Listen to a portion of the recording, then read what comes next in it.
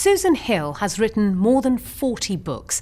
At least 3 of them are set texts for school children. She's known for her versatility. She's written children's stories, crime fiction, melancholic family dramas and ghost stories. It's hard to categorise her, though she is the master of the unsettling, disturbing tale.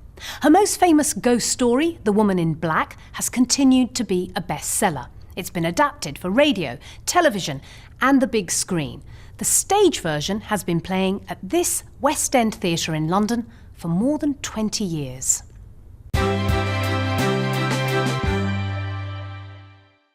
Susan Hill, let's start with ghosts who have been quite good to you. We're in the Fortune Theatre here in London, where the stage play of your ghost story, The Woman in Black, has been playing for more than 20 years. It's a fantastic study in malevolence, and I wanted to ask you about the role of the fictional ghost. That they have to have a purpose for you, don't they? They do, because most inverted commas real life ghost stories don't really have a purpose. You read about somebody who saw a lady drifting down a staircase, or somebody with their head under their arm floating through a wall, and then they do it again, and then they do it for somebody else. But why? And if it's real, why are they here? And I think for fiction, there's absolutely no point in this. This is why reading a long series of real life ghost stories is actually rather dull. You know, a novel has to do something different, and it had to have a point. She's got to have a reason for haunting. And in this case, the reason is revenge. Yes, the reason is revenge, not a good reason for doing anything, really, not a good reason for being violent and malevolent.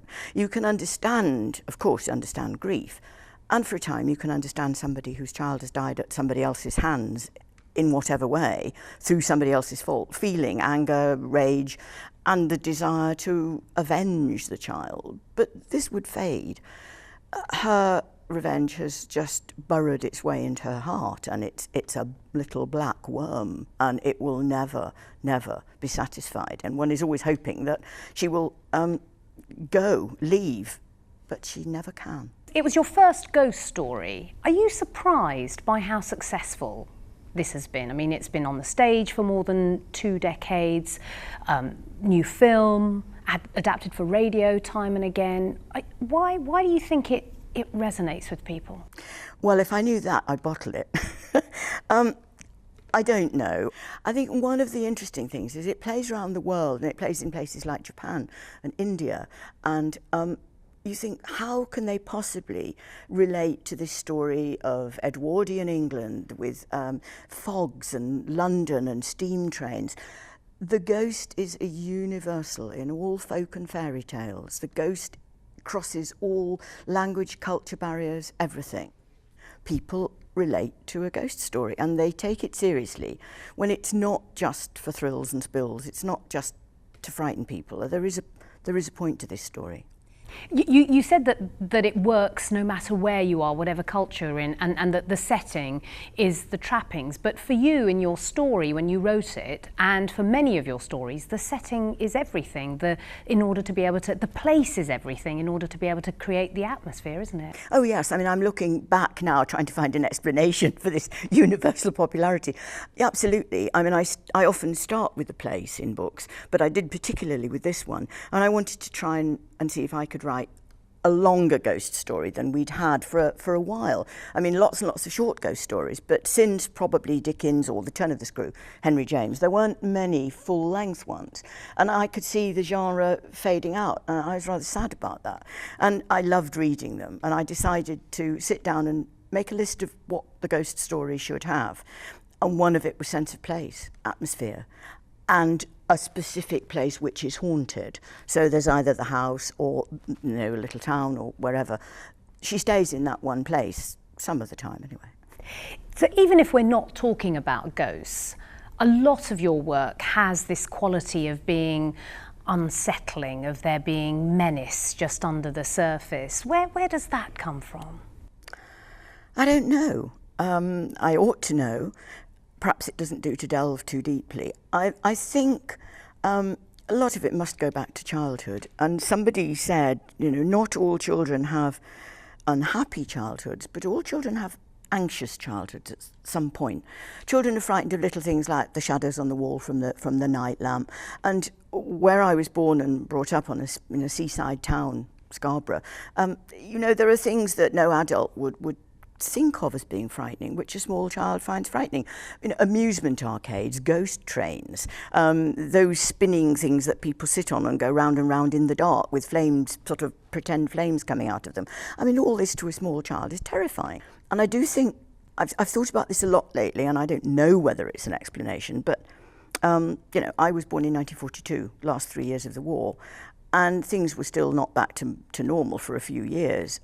But I remember the blackout, and I remember walking home with my mother or my father through pitch black, and until you've done that, you don't know what pitch black is. They had white rims painted round the trunks of the trees to try and guide you. That was all that was allowed. You couldn't have a torch or anything. And although you knew your way, there's always a slight feeling that you might be somewhere quite different. Children's imaginations are huge, and I suppose mine was pretty huge. And those things stay with you. Well, let me take you right back to your beginnings then, when you first started to discuss things with yourself. You've been writing for a very, very long time. Tell me about your childhood and when you started writing. I don't remember not writing. I was an only child and grew up in a place where a lot of people around, and my mother's friends, were rather older, and people were older in those days. You know, 40 was 60. It really is true. And I think that I had friends. Of course, I went to school early and I had friends, but once I came home, I was on my own. And I suppose children invent imaginary playmates. I mean, mine certainly did. I invented imaginary people to talk to, but I happened to write them down in stories. That's all. I mean, you know, it's a child's game in a way. And I discovered that I could do this. So I wrote, and I wrote and wrote and wrote from being, well, I can't remember, not 4 or 5, I suppose, when I started actually to write, and never really stopped. And as it was the only thing I could do really well, it was kind of inevitable that I went I'm unemployable otherwise. But you were published very young, at the age of 18. Yes, I mean, looking back, there have obviously been other people published very young.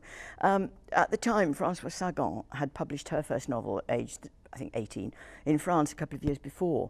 And so I suppose it was an example, you know, somebody else had done it. And why not? If you want to sit down and write a book, write a book. I was always a huge reader, and so of course I was imitating what people read, but I didn't want to write children's books. I mean, you do it, I suppose. I know a friend has a son who's 9, and he kind of composes all the time. And he says, oh, I'm just about to write a symphony. And one can laugh or smile patronisingly, but he is going to. He is doing that. He's 9, but to him, that's irrelevant. And I think I felt that with writing a book. I'm going to write a novel. You don't start fiddling around with 2 or 3 lines. Get stuck in. Well, was it ever seen as audacious in the context of your family? Did people think, oh, she's terribly precocious, thinking that she wants to be published, or she's going to carry on making a living from being a writer? My parents were fine about it. My school friends were very proud and supportive. My school teachers were not. My head teacher said I'd brought shame and disgrace upon the school. That was principally because the Daily Mail of its day was the Daily Express, and the William Hickey column in the Daily Express had a big piece about it. It was sort of teenage schoolgirl writes sex novel. You can imagine the headmistress's reaction, but they were appalled. This brings shame and disgrace upon the school. And oh goodness, the shock horror. I was completely bemused by this. I could not understand why they weren't at least neutral about it. I couldn't see where the shame and disgrace came in, but it obviously did. It was a great relief to go to university where everybody was extremely pleased and proud. I want to ask you to say a little bit about the 2 occasions when you have written out of personal grief and personal loss, if you would be willing to. The first time when your fiancé died before you married Stanley Wells, the Shakespearean scholar, and the second time when you lost your daughter. What was it about those 2 things that you thought, I can actually learn from this myself, I'm going to write about it? I think with the first time, you know, grief is the most enormous, the grief of bereavement is the most enormous emotion, and you've got to do something with it, or you go mad. And I was fortunate, I suppose, in being able to express it in the way that I did by transmuting it into fiction a year later, because everybody's story is different, but the emotions are the same. You know, there are only so many emotions. There aren't actually very many emotions, and huge grief and loss and distress is whatever the circumstances, those feelings are shared. But at that time, I mean, it was catharsis. I just had to put down everything I'd felt, but in a different context. I mean, I had to invent a story, which I did. And also, a great friend of mine at the time said, "You must write about this." And he was right, completely right. Now, that was a novel. When our middle daughter, Imogen, died as a premature baby and lived for 5 weeks, I hadn't intended to write about it because this wasn't something, I mean, we lived through it in a different way. But I wrote an article for Good Housekeeping about it because I was working for them at the time as a reviewer, and the editor said, "Could you bear to do an article? Because this is a really relevant and potent subject for the readers." I wrote an article, and the post bag I cannot describe was so enormous.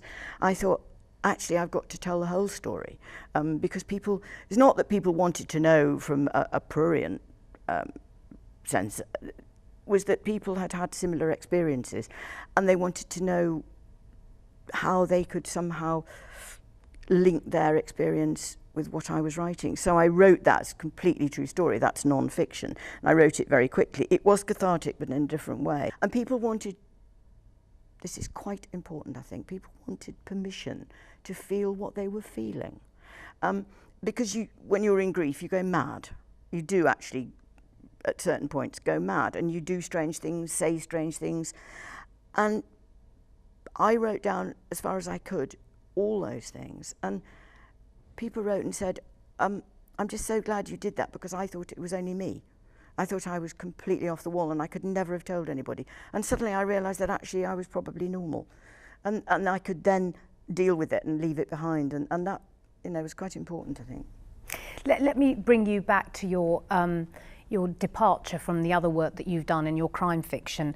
The Simon Serrelier books seem to be a very good genre to explore the same sorts of issues that you've been talking about, the morality of society. The question I want to ask you really is to do with the popularity of that genre, but how it's impacted on you as a writer, because these books are doing really well in the United States, aren't they, in a way that perhaps your other work hasn't sold as well. Absolutely so, yeah. Why do you think that is? I don't like to keep saying I don't know. I don't know, except the Americans are huge crime readers. They read probably more than we do. But it's true, they're very English. I mean, they're set in an English cathedral town, and I think that they like that. But they've engaged with the darker aspects of crime fiction, as well as with the rather softer aspects. So they invented, the Kay Scarpetta sort of really dark pathological crimes. They go for that hardcore crime, if you like, to a point. But they're incredibly popular here, and they do well in some countries as well, Germany, France, and Spain particularly. And I think it is just people need to address these issues. And I want to know about my own times and why certain things are happening. I don't go around looking for the next theme in the obvious sense of now what's happening today, but we all wonder why this is happening and that's happening. But you are interested particularly in children, aren't you? And children either being murdered or abducted, that whole loss of innocence. And that seems to be a very, very compelling theme for you. I don't think I'm going to do it again for a bit. I think it's because the crime against the child is probably the worst we can think of. And it witnessed, stories of prisoners who've done pretty awful things themselves, can't cope with child killers and paedophiles, and they beat them up and kill them in prison. There is something deep down which we just abhor and cannot understand and cannot explain, especially when it's completely pathological and serial and unprovoked.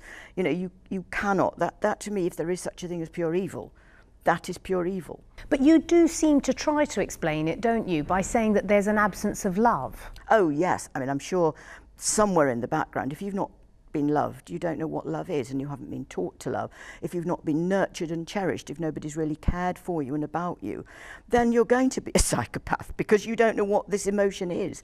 But somewhere you're longing for it. Even so, you don't know what you're longing for, but it's there. But I mean, what's happened to you, you're going to repeat in some dreadful way. I don't think that is always true. I mean, I think there probably are a lot of paedophiles, not necessarily murderers, but murderers, but paedophiles who watch terrible films, who have been loved. I think it is just some dreadful, I don't know what, aberration. But I think I've done with that for a while, because oddly enough, it's very hard to do that, because it's easy to be glib. It's easy to get cheap thrills. The murder of a child is so awful that you've got to be so careful to rein it in all the time, not to press too many of the sort of easy buttons. So I think I'm going to leave it. Take a rest from it. And there are other much more interesting things at the moment, I think, that I want to write about. Like what? Too many secrets to give away? Yeah, well, I mean, the new one, which is just out, The Betrayal of Trust, actually looks in part at assisted suicide, because I think this is something that's very much in the zeitgeist, and people are on one side or the other for various reasons. And I've talked to masses of doctors and palliative care doctors and so on, lawyers. It's a very interesting and potent and explosive subject, and I wanted to grapple with that. So there'll be something else coming up. Injustice, I think, wrong accusation. I want to ask you about your style of writing. The Irish writer William Trevor said that in your stories we don't actually get your voice, we get the voice of the story, which I thought was a really interesting way of talking about your very pared down style in many of your books, where you write very simple sentences, but what you leave out is almost what creates the tone of the book. And I wanted to ask you how hard that is to do, because it strikes me that stripping things right down is a very difficult thing to do. It's much harder, and that's where the difference comes in between the novellas like A Kind Man or The Beacon or The Albatross, the short books, which I want really to pack a huge punch, and you do make the reader work really hard. And my great exemplar there, apart from William Trevor and his short stories, but if we're looking at short novels, Beryl Bainbridge and Penelope Fitzgerald, both of whom have taught me by my reading their work over and over again, how that is done, and it's by leaving out. Something like the crime novels, which pick one up and it's much fatter and longer.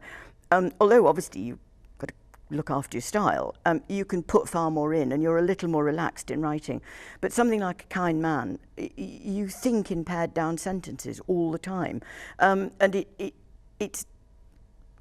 It is more difficult because every word's got to weigh. There ought not to be any spare words. There's no spare fat on them. It's a lovely thing for Trevor to say, actually, that the voice of the story, because I think that's really important. The story should have its own voice and not be like shouldn't really be able to pick it up and think, oh well, it's just like the last one. So I'm very flattered by that. Yeah. I want to ask you about your reading, because you are a voracious reader. You said you always have been from a very, very early age. But your book, Howard's End is on the Landing, is really a journey through you talk about it as your literary DNA. I wanted to ask you about that, the importance of having a passion for reading as a writer. Oh, it's the only thing. The only way we learn our trade is by reading the books of those people who've done it infinitely better than we ever will. That is how you learn, and you don't sit down with it like a textbook, like I did Hardy for A-level, and you sort of take it apart and put it together again. Reading slowly, carefully and attentively, but reading with excitement. I mean, I read Dickens when I was young and it carried me away. It always does. He's so exciting. But I learned, I suppose without knowing it, these great big wonderful scenes like huge canvases on the wall. He has these marvellous lit up scenes and they're so dramatic and powerful. And that, we learn that way. You think, goodness me. And then looking back, you think, how on earth does he do that? Thomas Hardy with this sense of place, you know, Graham Greene the same, with this wonderful sense of the inside of people and their hearts and minds. How is it done? And I'm shocked when I hear writers saying they don't read very much. I mean, like, how do you do this? How could you be a composer and not listen to music? How could you be a painter and never look at... I mean, I don't understand it. But it's also just sheer delight. I mean, sheer enthusiasm. And thank goodness I learned to read when I was 4 and never stopped. And my children are the same. You are also a passionate campaigner for the physical object that is the book. I want you to tell me a little bit about why that matters to you.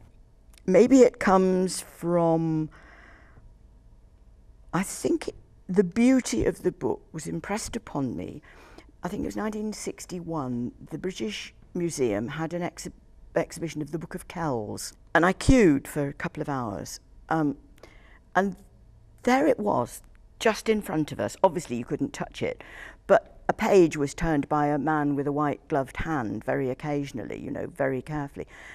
And I looked at this book and something happened, and I realised that the book as an object, containing what it might contain, was something so amazing. And I then began to love the book.